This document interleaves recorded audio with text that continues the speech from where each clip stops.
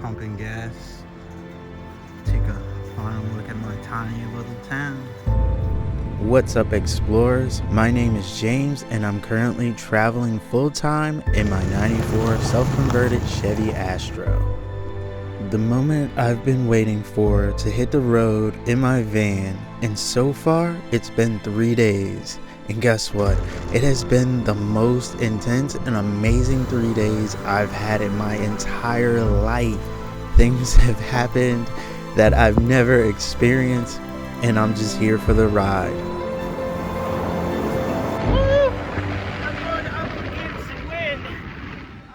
Alright, y'all, I'm officially on the road and I am emotional. This has been a long time coming, but we're doing it.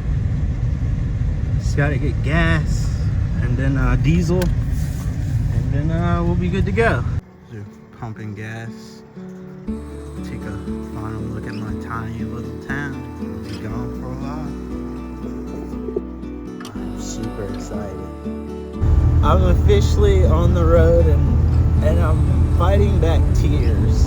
I just wanted to capture this as part of the journey and document it.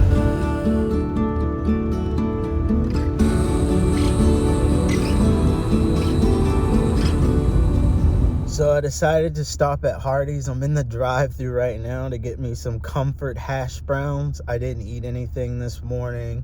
I made sure I had everything. I got my e-bike with me. I figured, why not take it to get the full experience of what it's like carrying like the e-bike and stuff. So we'll see how that goes. But yeah, right now, comfort hash browns.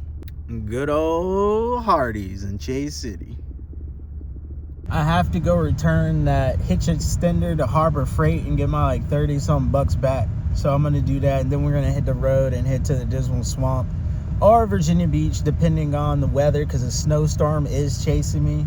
Yo, the white stuff that's like on the side of the road, that's cotton, yo. I'm not used to that. That's cotton, though. So we made it to the Great Dismal Swamp headquarters. I don't think this is where I'm supposed to be. I just wanted to come down here and check it out, see what they had, take a quick break, and then head over to the part I was gonna go.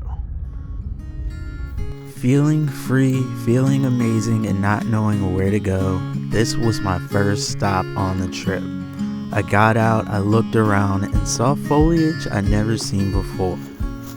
Pines have a very fire-resistant bark, and then their leaves and needles, they grow way up at the top. So when wildfires come through, it doesn't burn anything on the tree still survives. And that's why back in the day, settlers used to plant loblolly pines in Virginia, because it used to be wildfires and they wanted to stop them, so they planted these. Just a little fun fact, I'm out here geeking out, walking a simple trail. Haven't even made it to the swampy part yet, but I'm already geeked out because I'm in nature. And I'm at the Great Dismal Swamp, and it's like, yo, I've always wanted to go here, so I'm just gonna geek out and enjoy this moment so bad. Oh my gosh. Alright, so apparently we gotta pay a permit? Where do we even get the envelopes? 5. Okay, so $5, but where's the permits? I don't know. I don't see any permits. Maybe it's free since it's the off season. I'll just tell them I don't see any permits. And yo, check that out. Let's go.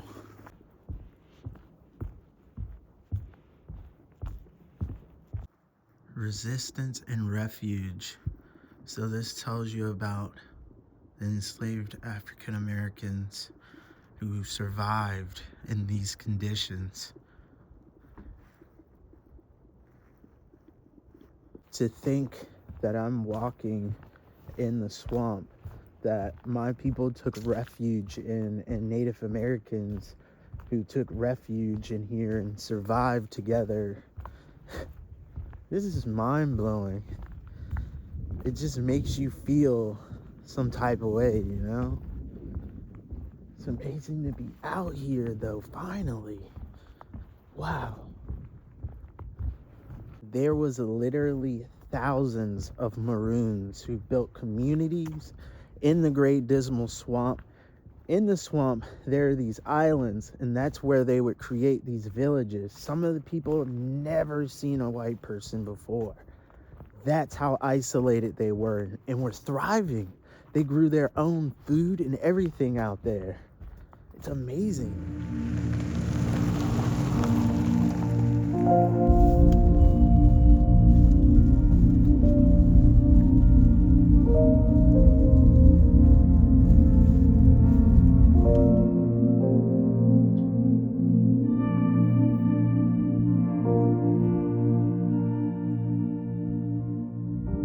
These are cypress trees. I used to see them all the time in Florida. They grow those nodes so they can breathe when the water is up. That's pretty cool. Literally walking in the Great Dismal Swamp right now, yo. This swamp used to be 1 million square miles. Wow. And to be able to enjoy it and learn the history of the Maroons.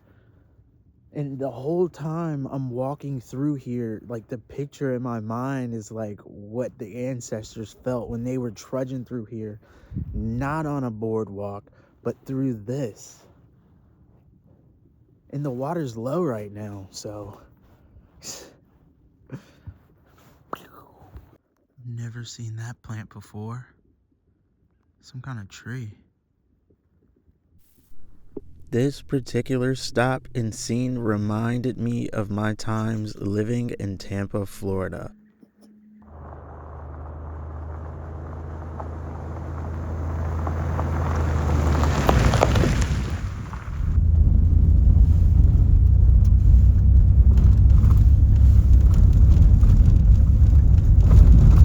This is wild, yo.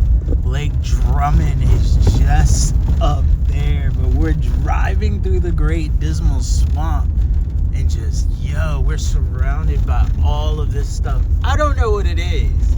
I've never seen some of it before, but this is Lake Drummond. And look how beautiful. Oh my gosh, y'all. Wow. And then you got the cypress trees out here.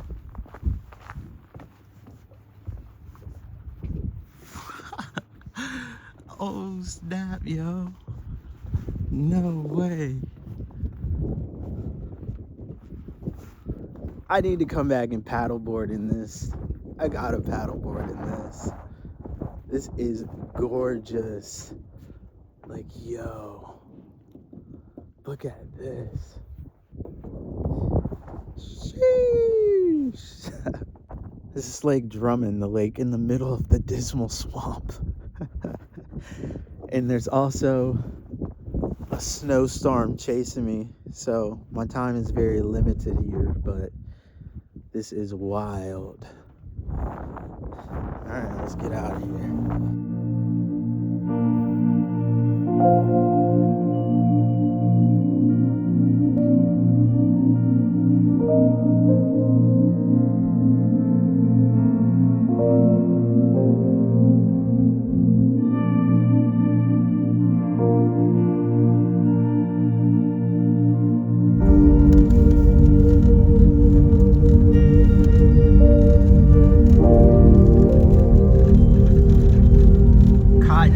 After cotton field, yo, is so flat and everything's straight.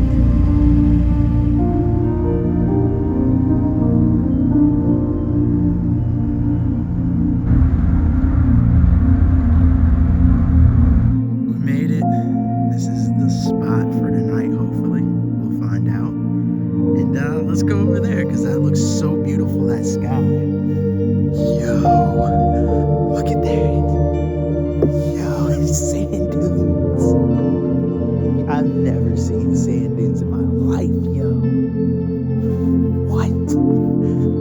about to freak.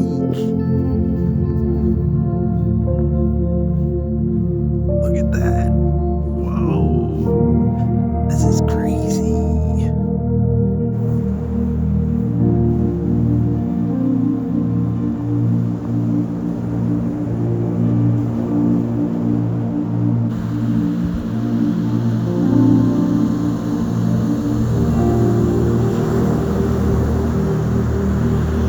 This is absolutely crazy. I haven't been to the ocean in a long time. Probably the last time was Daytona Beach in Florida. Yo, this is crazy, yo. Wow.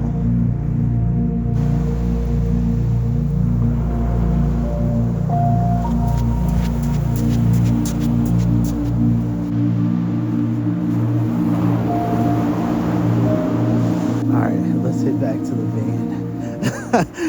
This is amazing, yo. Like, amazing. All the gulls.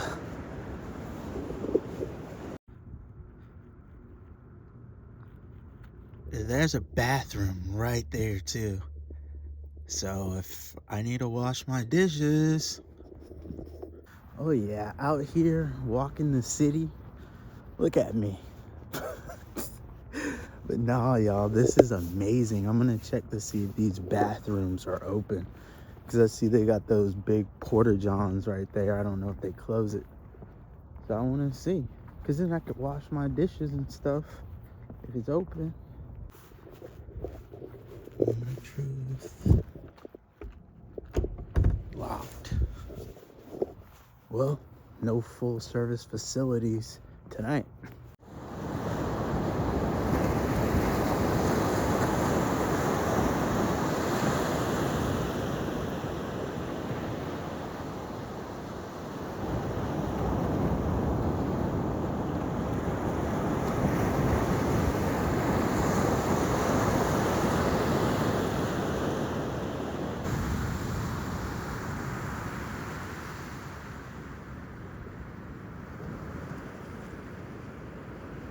The sirens is how I know I'm not in my usual type of environment. So I'm already feeling the difference of being in a populated area versus a wilderness area.